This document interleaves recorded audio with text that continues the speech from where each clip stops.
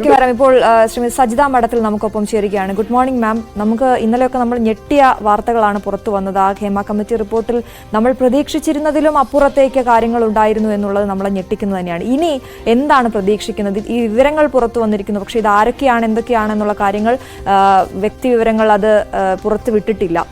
എന്താണ് ഇനി പ്രതീക്ഷിക്കുന്നത്? WCCയെ സംബന്ധിച്ചിടത്തോളം 2017 മുഖ്യമന്ത്രിയെ കണ്ട് ഇങ്ങനെ കേരളത്തില് സിനിമ ഇൻഡസ്ട്രിയിലെ പ്രശ്നങ്ങൾ പഠിക്കണം എന്ന് ആവശ്യപ്പെട്ട സമയത്ത് നമ്മളെ സംബന്ധിച്ചിടത്തോളം ഈ വ്യക്തികളുടെ വിവരങ്ങൾ പുറത്തുവിടുക എന്നുള്ളതൊന്നും ആയിട്ടില്ല. നമ്മൾ ആവശ്യം ഇൻഡസ്ട്രിയെ പഠിക്കേണ്ടതുണ്ട്. ഞങ്ങൾ പറഞ്ഞത് കൊണ്ട് അതൊരു ഗവൺമെന്റ് രേഖയിൽ ഗൗരവമായിട്ട് വരില്ല. അപ്പൊ അതുകൊണ്ടാണ് ഹേമ കമ്മിറ്റി എന്ന് ഗവൺമെന്റ് പ്രഖ്യാപിച്ചത്. അതിന് നമ്മൾ വളരെ താങ്ക്ഫുൾ ആണ്. കാരണം ഇതൊരു വലിയൊരു ഡിസിഷനാണ് ഗവൺമെന്റിന്റെ ഭാഗത്ത് നിന്ന്. ഗവൺമെന്റ് പ്രഖ്യാപിച്ചു, ഹേമ കമ്മിറ്റി ഉണ്ടായി. പിറ്റത്തെ വർഷം മുതൽ അത് പ്രാബല്യത്തിലായി. ഞങ്ങളുടെ 2 വർഷത്തോളം 1.5 വർഷത്തോളം എടുത്ത് അവരത് പഠിച്ചു. പക്ഷെ പിന്നീട് സബ്മിറ്റ് ചെയ്തതിനു ശേഷം പിന്നീട് ഒരു വിവരവും ഉണ്ടായില്ല. 4 വർഷത്തോളം നമുക്ക് എല്ലാവർക്കും അറിയുന്നത് പോലെ അത് ആരും കേൾക്കാതെ ഇതിന്റെ അകത്ത് എന്താണ് സംഭവിക്കുന്നതെന്ന് അറിയാതെ മുന്നോട്ട് പോയി. അപ്പൊ ഈ മൊത്തം പ്രോസസ്സിൽ ഞങ്ങളുടെ ഒരു ആവശ്യം എന്ന് പറയുന്നത് ഇതില് എന്താ പറയാ, ഈ പ്രശ്നങ്ങൾ എന്താണ് എന്നുള്ളത് ഗവൺമെന്റിന്റെ രേഖകളിൽ വരണം. അതാണ് ഞങ്ങളുടെ ആവശ്യം. അതിപ്പോ വന്നു കഴിഞ്ഞു. നേരത്തെ വന്നു, പക്ഷെ അത് ആർക്കും അറിയില്ലായിരുന്നു. ഇങ്ങനെ ഭയങ്കര രഹസ്യമാക്കി വെച്ചത് കാരണം ഈ പ്രശ്നങ്ങൾ ഉണ്ട്. ഇൻഡസ്ട്രിയിൽ ഇത്തരം പ്രശ്നങ്ങൾ ഉണ്ട്. ഇൻഡസ്ട്രിയിൽ സെക്ഷൽ ഹറാസ്മെന്റ് ഉണ്ട്, അല്ലെങ്കിൽ ഇൻഡസ്ട്രിയിൽ വേജ് ഡിസ്പാരിറ്റി ഉണ്ട്, ഇൻഡസ്ട്രിയിൽ തൊഴിലിടത്തെ പ്രശ്നങ്ങളുണ്ട്, സ്ത്രീകൾക്ക് അനുഭവിക്കുന്ന പ്രശ്നങ്ങളുണ്ട്. ഇതെല്ലാം പഠിക്കുക എന്ന് പറയുന്ന ഒരു പണി നടന്നു. ഇപ്പൊ ഗവൺമെന്റ് രേഖകളിലുണ്ട്. ഇനി നമ്മൾ നോക്കിക്കാണുന്നത് ഗവൺമെന്റിന്റെ പോളിസിയുടെ ഭാഗമായിട്ട് എന്താണ് ചെയ്യാൻ പോകുന്നത് എന്നത് മാത്രമാണ് ഞങ്ങളെ സംബന്ധിച്ചിടത്തോളം ഇനി അടുത്ത് ഞങ്ങൾ നോക്കുന്നത്. അതിനുവേണ്ടി ഗവൺമെന്റിനെ എങ്ങനെ പ്രഷറൈസ് ചെയ്യണം എന്നുള്ളത് മാത്രമാണ്. ശ്രീമതി സജിത മഠത്തിൽ ഞാൻ ചോദിക്കുന്നത്, നമ്മൾ ഇപ്പൊ വന്നിട്ടുള്ള ഏറ്റവും നമ്മളെ ഞെട്ടിക്കുന്നത് ഈ ലൈംഗിക അതിക്രമങ്ങൾ ഉണ്ടായി, അല്ലെങ്കിൽ തൊഴിലിടത്തിൽ ജോലി ചെയ്യുന്ന സമയത്ത് അതിന് പുറത്തൊക്കെ ഇത്തരം വലിയ ദുരിതം അനുഭവിച്ചു സ്ത്രീകൾ എന്നുള്ളത്, ഞങ്ങളും സ്ത്രീകളാണ്, ആ മേഖലയിൽ അത്രയും ബുദ്ധിമുട്ടുണ്ടായിരുന്നു എന്നുള്ളത് ഞങ്ങളെ സംബന്ധിച്ച് അത് കേൾക്കുമ്പോൾ വലിയ ബുദ്ധിമുട്ടുണ്ടാക്കുന്നുണ്ട്. ഞാൻ ചോദിക്കുന്നത്, ഇനി ആ നേരത്തെ ഉണ്ടായിരുന്ന കാര്യങ്ങളിൽ പരാതിയില്ലാതെ ഒരു നടപടി ഉണ്ടാകില്ല എന്നുള്ള രീതിയിലേക്കാണ്, അല്ലെങ്കിൽ അതിൽ കേസെടുക്കാനാകുമോ എന്നൊക്കെയുള്ള ചോദ്യങ്ങൾ ഉയരുന്നുണ്ട്. അത് നിങ്ങൾ പ്രതീക്ഷിക്കുന്നുണ്ടോ? കഴിഞ്ഞ കാലയളവിൽ സംഭവിച്ചതിൽ ഒരു നടപടി അത് പ്രതീക്ഷിക്കുന്നുണ്ടോ? അതോ ഇനിയെങ്കിലും ഇത് ഉണ്ടാകരുത് എന്ന നിലപാടിലാണോ? നോക്കൂ, അതിൽ എന്താണ് ഇപ്പൊ നമുക്ക് എല്ലാവർക്കും അറിയുന്നത്. ഇപ്പൊ നിങ്ങൾ വായിക്കുമ്പോൾ നിങ്ങൾക്ക് ഭയങ്കരമായിട്ടുള്ള ആശ്ചര്യവും അത്ഭുതവും ഒക്കെ തോന്നുന്നുണ്ടാവും.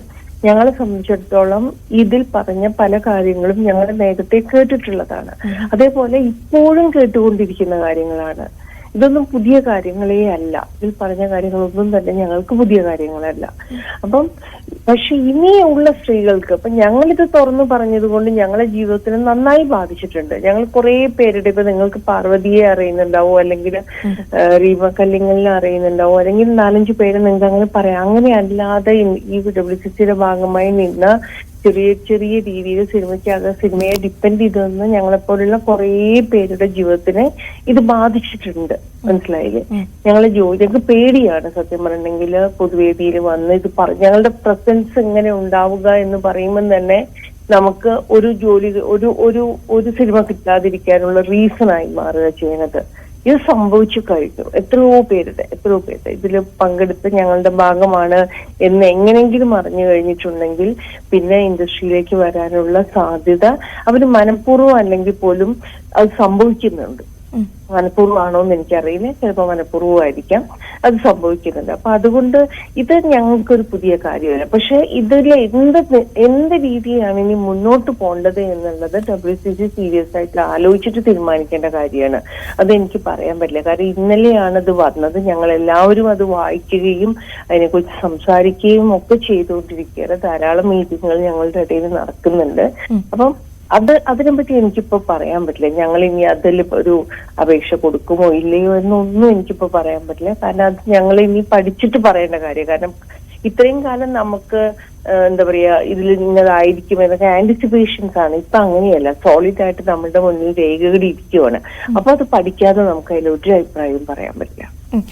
ഈ ഇങ്ങനെ നേരത്തെ പറഞ്ഞ ഇപ്പൊ നിങ്ങൾ ഈ പുറത്തുവിട്ട ഈ റിപ്പോർട്ടിൽ അല്ലെങ്കിൽ നിങ്ങൾ അനുഭവിച്ച കാര്യങ്ങൾ ഇങ്ങനെ പൊതുമധ്യത്തിലേക്ക് വന്നിരിക്കുന്നു, അത് പരസ്യമായിരിക്കുന്നു. പക്ഷെ അതിലുപരി നിങ്ങൾ അത് ഗവൺമെന്റിന്റെ ശ്രദ്ധയിൽ കൊണ്ടുവരണം, ഇനിയുള്ളവർ അത് അനുഭവിക്കരുത് എന്ന് തന്നെയാണ് ആഗ്രഹിക്കുന്നത്. ഞാൻ ചോദിക്കുന്ന വലിയ ആളുകൾ, വമ്പന്മാർ അവിടെ ഉണ്ടായിരുന്നു, അല്ലെങ്കിൽ മാഫിയ പ്രവർത്തിക്കുന്നുണ്ട്, ചെറിയ കുട്ടികൾ വരെ, പ്രായപൂർത്തിയാകാത്ത കുട്ടികൾക്ക് വരെ പീഡനം അനുഭവിക്കേണ്ടി വന്നു എന്നൊക്കെയുള്ള കാര്യങ്ങൾ ഞങ്ങളെ അക്ഷരാർത്ഥത്തിൽ ഞെട്ടിച്ചിരിക്കുകയാണ്. സജിത മഠത്തിൽ DGP റിപ്പോർട്ട് ചോദിച്ചിട്ടുണ്ട് വനിതാ കമ്മീഷനോട്, ഞങ്ങൾക്ക് ഇത് പോരാ, കൃത്യമായ റിപ്പോർട്ട് കിട്ടണം, ആരൊക്കെ എന്തൊക്കെ ചെയ്തു എന്നുള്ളത് അറിയണം. അതിലൊരു നടപടി താങ്കൾ പ്രതീക്ഷിക്കുന്നുണ്ടോ? ഞാൻ പ്രതീക്ഷിക്കുന്നുണ്ട്. നമുക്ക് എല്ലാവർക്കും വളരെ പോസിറ്റീവായിട്ടല്ലേ നമ്മളതിനെ കാണേണ്ടത്. നടപടി ഉണ്ടാവുകയാണെങ്കിൽ വലിയ കാര്യമാണ്. ഇനിയിപ്പോ നടപടി ഉണ്ടായില്ല, അതൊരു ഗവൺമെന്റ് പോളിസിയുടെ ഭാഗമായി ഇനിയുള്ള കാര്യങ്ങൾ പരിഹരിക്കുന്നതിലേക്കാണ് എത്തുന്നെങ്കിൽ അതും നമുക്ക് വലിയ കാര്യമാണ്. കാരണം ഒന്നും നടക്കാത്ത ഒരിടത്തു നിന്നാണ് ഞങ്ങൾ വരുന്നത് നിങ്ങൾക്ക് മനസ്സിലാവണം. ഒരു വിധത്തിൽ ഇപ്പോ നമുക്കൊരു കംപ്ലൈന്റ് ഉണ്ട്, ഒരാൾ എന്നെ മോശമായി എന്റെ അടുത്ത് പെരുമാറി എന്ന് പറഞ്ഞു കഴിഞ്ഞാൽ ജോലി നഷ്ടപ്പെടുന്ന പിന്നീട് ആ സ്ത്രീക്ക് ജോലി ഇല്ല ഇൻഡസ്ട്രിയില്. അപ്പൊ അങ്ങനെയുള്ള ഒരിടത്തുനിന്ന് വരുന്ന യാതൊരു തൊഴിൽ സുരക്ഷയും ഇല്ലാതെ പണിയെടുക്കുന്ന കുറെ സ്ത്രീകളുള്ള ഒരിടത്തുനിന്ന് വരുമ്പം നമുക്ക് വനിതാ കമ്മീഷൻ വഴി അതിന് കേസെടുക്കണമെന്ന് ചോദിച്ചാൽ എടുക്കാൻ പറ്റുമെങ്കിൽ വലിയ സന്തോഷമാണ് ഞങ്ങൾക്ക്. അല്ല, തിരിച്ച് ഗവൺമെന്റ് ഇതെല്ലാം മനസ്സിലാക്കി ഗവൺമെന്റിന്റെ പോളിസിയുടെ ഭാഗമാക്കുമോ, റെക്കമെൻഡേഷൻസ് നടപ്പിലാക്കുമോ എന്ന് ചോദിച്ചാൽ അത് നടപ്പിലാക്കുകയാണെങ്കിൽ അത് അതിനേക്കാളും വലിയ സന്തോഷമുള്ള കാര്യമാണ് എന്നല്ലേ പറയാൻ പറ്റുള്ളൂ. ഈ സ്ത്രീകളോടുള്ള സമീപനം പ്രാകൃതം എന്ന വാക്ക് ഉപയോഗിച്ചിരുന്നു, പ്രാകൃതമായിരുന്നു എന്ന് പറയുന്നത്. ഇപ്പോഴും അതാണ് ആലോചിക്കുന്നത്, പണ്ട് കാലത്തുണ്ടായിരുന്ന കാര്യങ്ങൾ ഇപ്പോഴും നടക്കുന്നു എന്നാണോ? നമ്മൾ അതിന്റെ അകത്ത് പണിയെടുക്കുമ്പോൾ നമ്മൾക്ക് അത് അങ്ങനെ മനസ്സിലാവണമെന്നില്ല. പുറത്തുനിന്നുള്ള ഒരാൾ ഒബ്ജക്റ്റീവായിട്ട് അത് കാണുമ്പോഴാണ് അത് മനസ്സിലാവുക. നിങ്ങൾ ശ്രദ്ധിച്ചിട്ടുണ്ടാവോ, നിങ്ങളിപ്പോ എന്നെ വിളിക്കുന്നുണ്ട്, ഇൻഡസ്ട്രിയിലെ ഒരു മെയിൽ മെമ്പറെ വിളിച്ചിട്ട് നിങ്ങൾ ഇതേ കാര്യം ചോദിച്ചാൽ അവരെന്ത് മറുപടി പറയുമെന്ന് നിങ്ങൾ നോക്കിയിട്ടുണ്ടോ?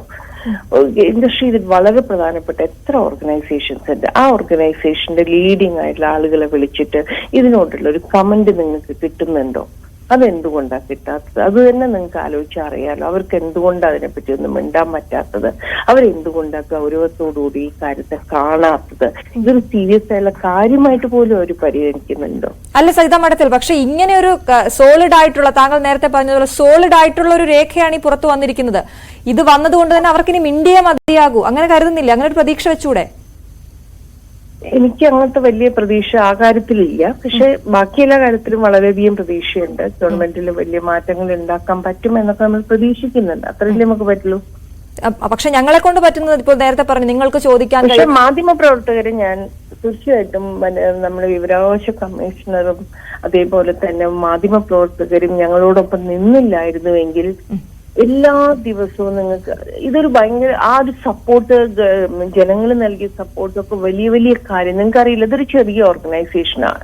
നമ്മളെ ഇൻഡസ്ട്രിയിലുള്ള ആളുകള് പരിഹാസത്തോടുകൂടിയും ഇപ്പോഴും നിങ്ങൾക്ക് ഉണ്ടോ, ഇവിടെ ജീവിച്ചിരിപ്പുണ്ടോ, WCC ഇപ്പോഴും ഉണ്ടോ എന്നൊക്കെ നമ്മളോട് ചോദിക്കും. ഒരിക്കലും ഇത് ഇൻഡസ്ട്രിയിലെ മറ്റു വലിയ ഓർഗനൈസേഷനിലെ മെമ്പേഴ്സ് കേൾക്കേണ്ടി വരാത്ത കാര്യമാണ്.